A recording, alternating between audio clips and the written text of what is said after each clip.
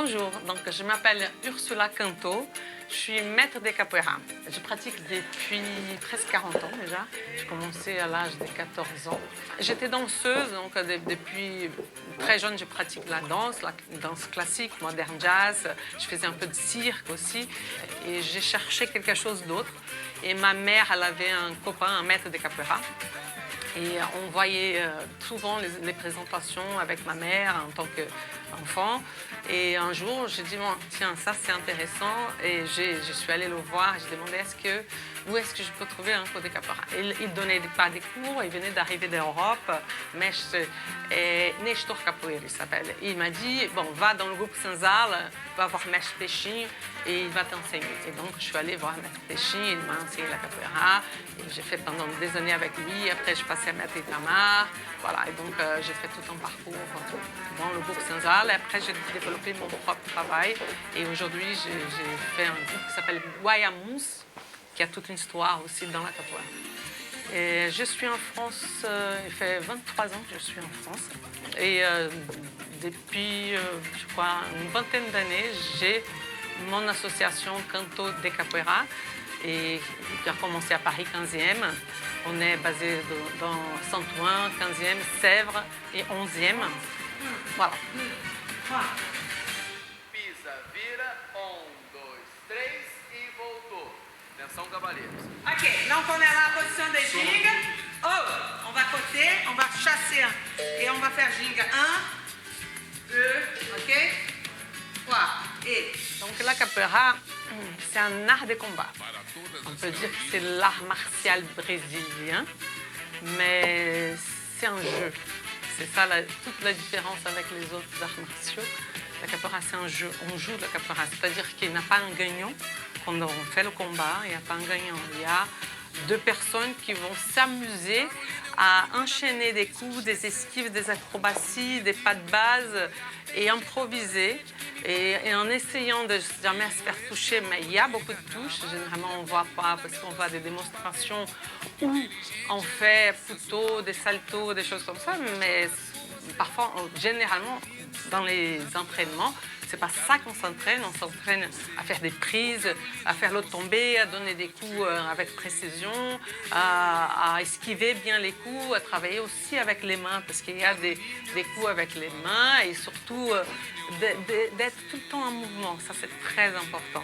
Donc la capoeira, c'est un jeu, mais c'est un art aussi, parce qu'on chante. Et les Français pensent que c'est une danse. Au début, ils disent « Ah, c'est une danse ». Non, c'est pas une danse, c'est une lutte. On peut se faire très mal. Moi, j'ai déjà plusieurs fois appelé les pompiers, mais bon, ça, je crois que dans tous les sports, il y a un qui tombe, un qui se fait mal, mais c'est normal, parce qu'on donne des coups, et si on ne voit pas le coup venir, si on n'esquive pas assez ou à temps, bien sûr, on peut se faire mal. Ok, soufflez. On va voir. Ok, donc, on va faire que en avançant, meia lua de frente, esquiva, chasse, ginga. 1 e 2. On avance dans la ginga.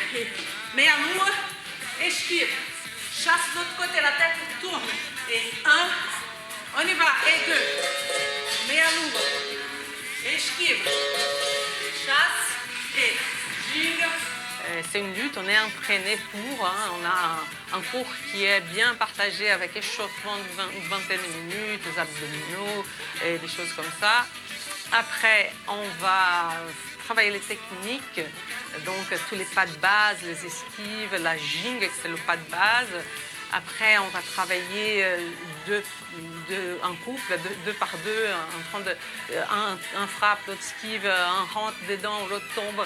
Donc, ce sont des entraînements, des éducatifs pour après mettre dans le jeu de la capoeira, que c'est la roda, c'est la ronde, où on joue les instruments, on chante en portugais du Brésil et on pratique la capoeira.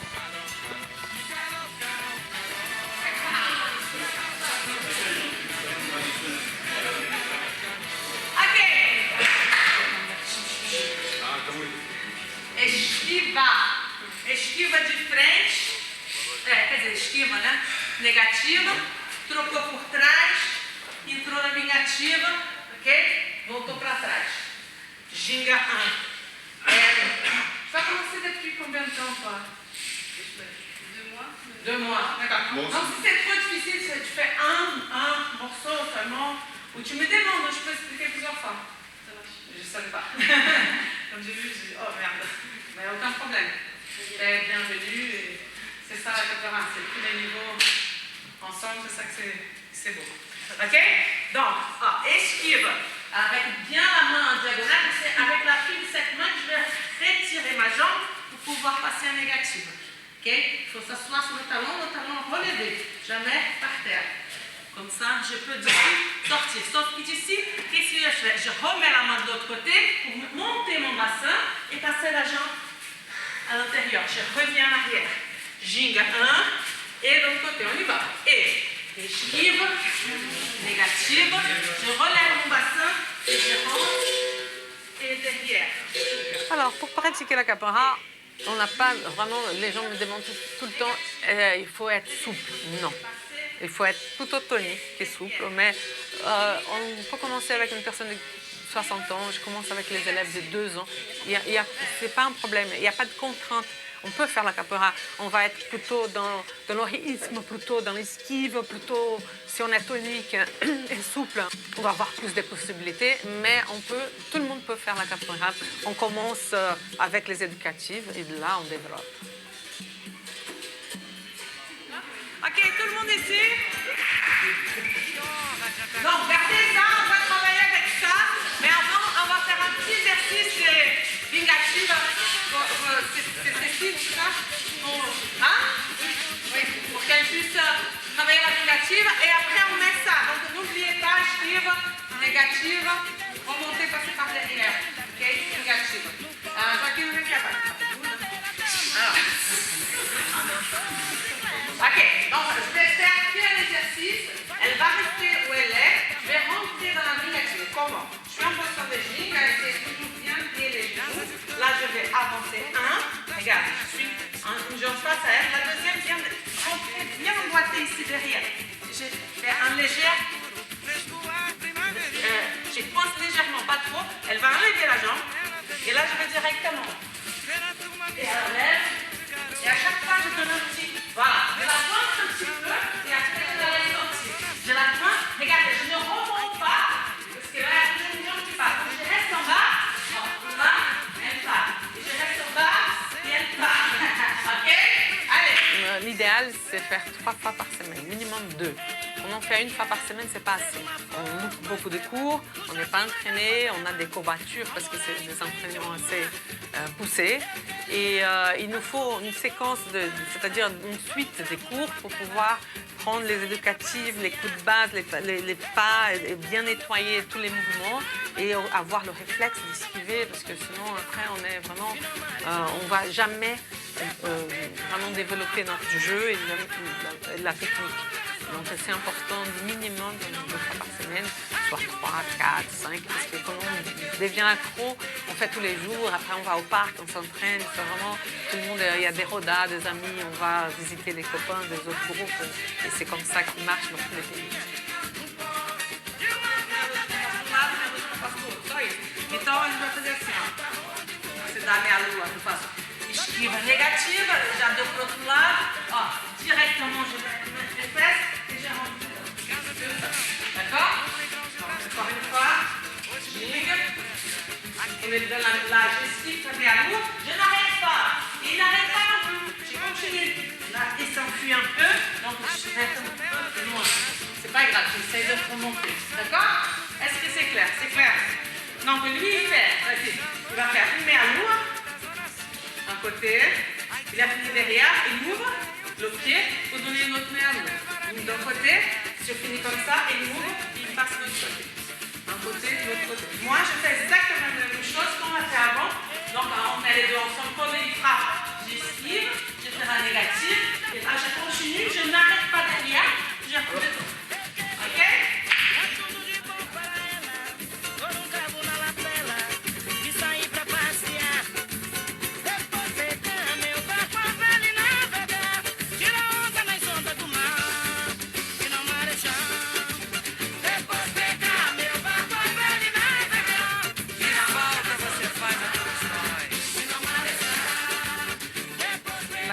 capoeira, elle a eu ses origines en Afrique, mais elle n'existe pas en Afrique.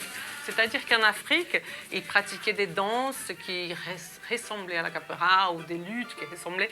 Mais la capoeira a été conçue au Brésil avec les esclaves qui, quand ils avaient du temps libre, où ils s'entraînaient, où ils pratiquaient pour s'amuser, où ils chantaient, où ils faisaient des choses. Donc là, ils ont développé cette lutte. Aussi pour s'entraîner, pour pouvoir fuir les maîtres, pour pouvoir être aussi parfois même pour danser, pour s'amuser. Donc on ne sait pas exactement comment ça a commencé, mais elle a au moins 300 ans. Et donc la capoeira au Brésil est très connue. Elle a été interdite pendant des années parce que les esclaves étaient vraiment entraînés, donc ce n'était pas intéressant pour les maîtres. Et aussi, après, quand les esclaves étaient libres, il n'y a que des voyous qui pratiquaient la capoeira. Donc, on avait les capoeiristes avaient des couteaux, vraiment, c'était ou les voyous ou les gens qui faisaient la sécurité des gens. Et donc, elle a été interdite par la loi. Et on allait en prison sans pratiquer la capoeira. Donc, après, quand ça a été libéré dans les années 40 au Brésil, elle a commencé à devenir un sport national. Et c'est pour ça que quand j'ai commencé en 1977, elle était déjà assez connue. Mais il n'y avait pas dans les écoles comme aujourd'hui, pas autant dans la rue à Rio de Janeiro. Je suis originaire de Rio et pas de Bahia, mais la capoeira elle a toujours existé à Rio, à Recife et à Bahia, dans 3 nucléos différents. Elle a développé différemment dans les 3 États du Brésil. Il y a plein de gens qui disent mais alors je ne comprends pas ça, mais alors je ne comprends pas ça. Au lieu de finir parce que la personne rentre, elle finit à comprendre cela. Non, ça n'existe pas. Sauf si je vais changer de truc. Bien sûr que ça existe, ça capoeira, si je vais changer de mouvement, changer de direction. Mais quand je fais un entraînement, je m'entraîne bien. Pour m'entraîner bien, je finis en base. C'est très important de finir en base. D'accord?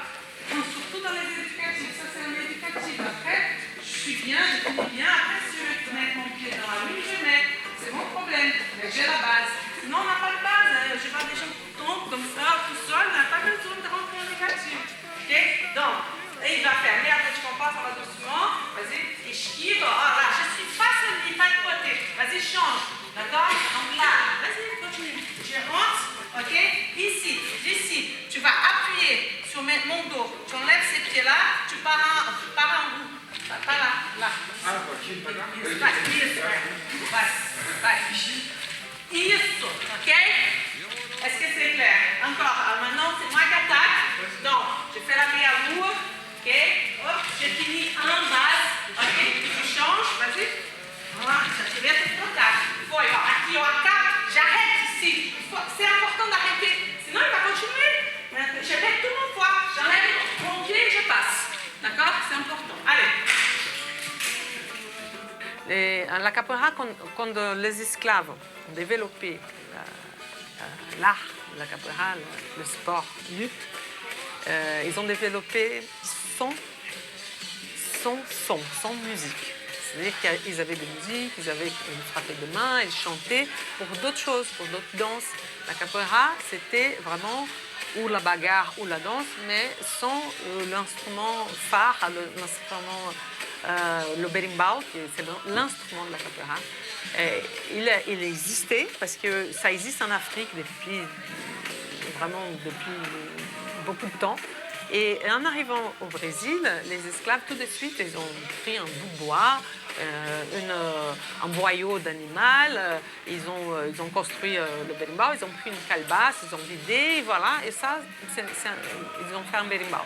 Et donc, ils gardaient ça pour d'autres choses, pour d'autres chants, pour d'autres fêtes, mais il n'était pas associé à la capoeira. Donc, la capoeira, elle a commencé sans instrument.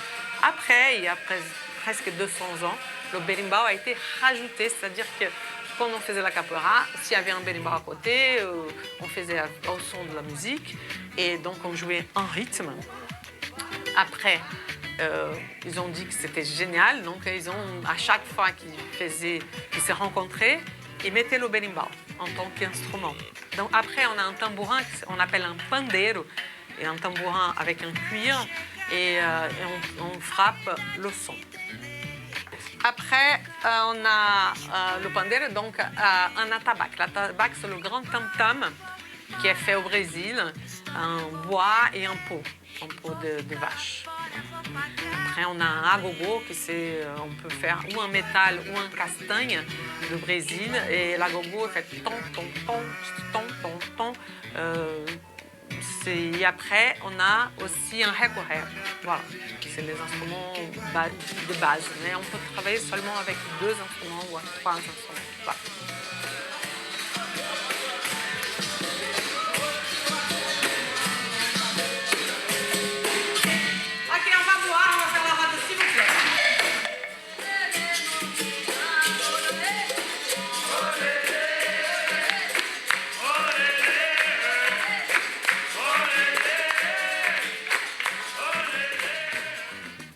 Les compétitions, ça n'existait pas avant. Ça existait des petits endroits dans les foires foraines qui avaient des petites compétitions entre groupes, des choses comme ça, mais il n'y avait pas quelque chose de très répandu. Et petit à petit, la capoeira est plus connue, donc les gens des groupes, ils essayent de faire entre eux, dans le même groupe. Aujourd'hui, il y a plus des championnats internationaux, il y a maintenant une fédération internationale, donc il y a plusieurs fédérations de capoeira, mais le problème c'est que les capoeiristes ne sont pas très unis, c'est-à-dire qu'un va faire « Ah, mais je suis champion dans tel groupe et pas dans le mien, donc ça ne sert pas ». Donc ils sont toujours en train de se mesurer, mais en même temps ne pas accepter les choses qui sont faites ailleurs. Donc comme il y a beaucoup de différences entre les styles de capoeira, il y a la capoeira contemporaine, la capoeira Angola, qui c'est l'original, la capoeira ancienne, et qui c'est la capoeira traditionnelle, on va dire, pas ancienne, parce qu'elle continue aujourd'hui avec des gens qui aiment garder cet art intact et la montrer et la développer. Il y a les gens qui vont... il y a un maître dans les années 40, maître Bimba, qui a créé la capoeira régionale, parce que lui, comme il pratiquait le pugilisme, il pratiquait les luttes.